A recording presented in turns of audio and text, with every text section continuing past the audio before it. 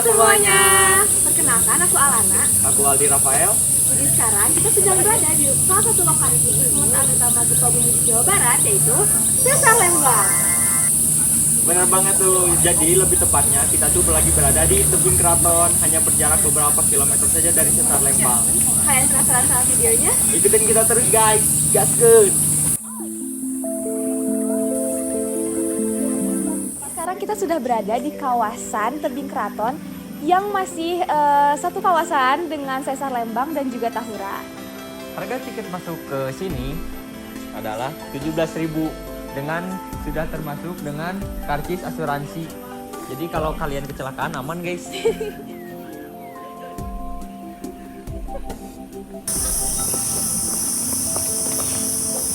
Oh iya benar.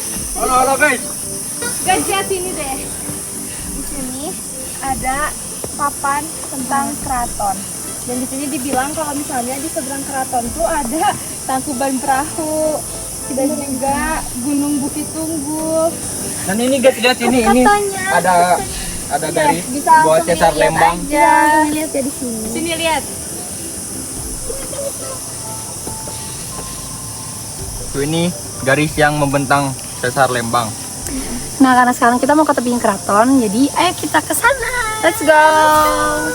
Halo. Kita sekarang udah di jalan mau ke tebing keraton. Cuman emang jalannya agak curam dan licin. Kita di sini nggak ada pegangan guys. Pegangan kita cuma Tuhan.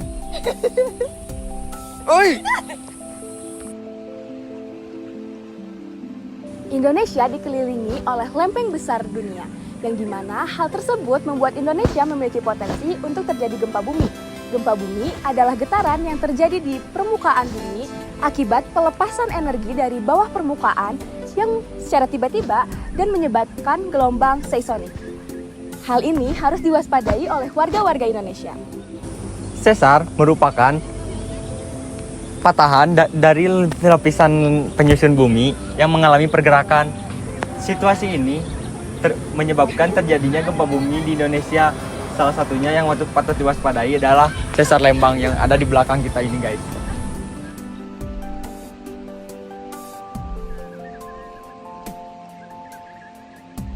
Sesar Lembang merupakan sesar yang aktif, yang dimana hal tersebut dapat menyebabkan Sesar Lembang menjadi sumber dari gempa bumi.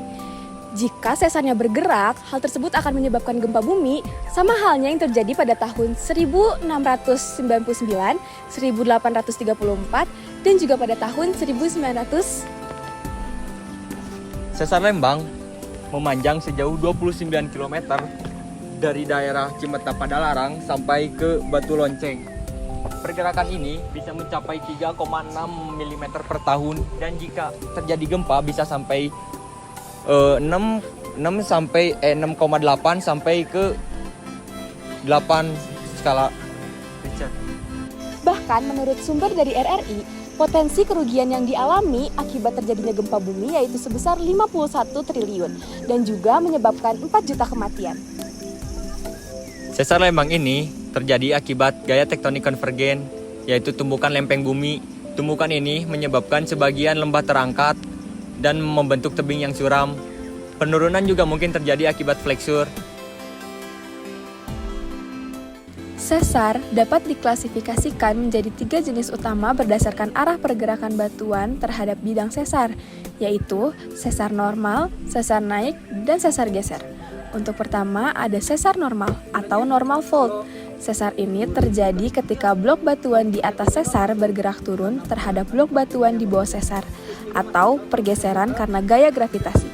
Yang kedua, sesar naik atau reverse fault atau thrust fault. Pada sesar naik, blok batuan di atas sesar bergerak naik terhadap blok batuan di bawah sesar. Yang ketiga yaitu sesar geser atau strike slip fault. Sesar geser terjadi ketika batuan bergerak mendatar sejajar dengan bidang sesar. Tanda-tanda gempa bumi yang perlu diwaspadai. 1. Getaran dan goyangan tanah.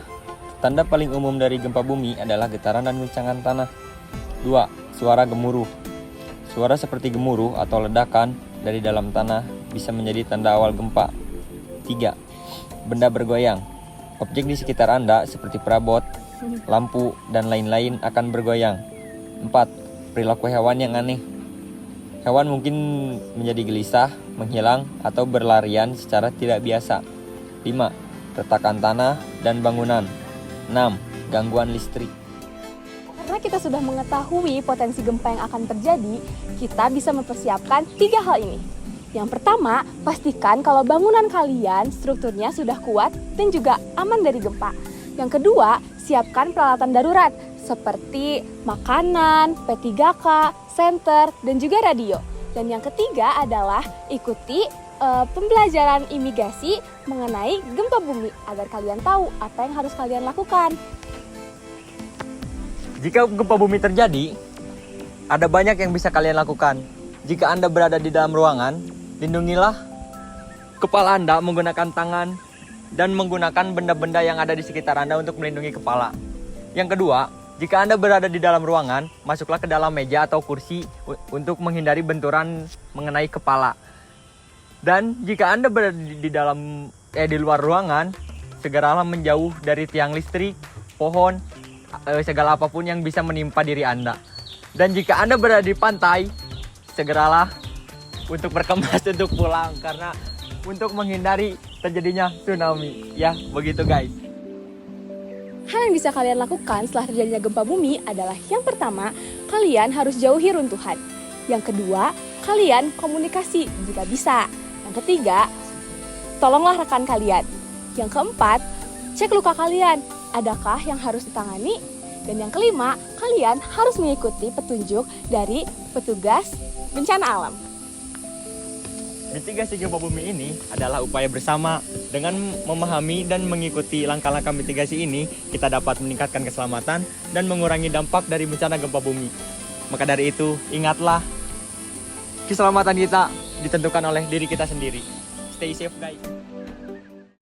Meskipun gempa bumi ini belum bisa diprediksi secara pasti, namun masyarakat setempat yang terdampak harus tetap mengikuti arahan dan juga waspada. Mitigasi bencana dan edukasi publik menjadi kunci untuk meminimalisir segala risiko di masa yang akan datang. Saya Alana. Saya Aldi Rafael. Kita pamit Undur diri. Terima kasih.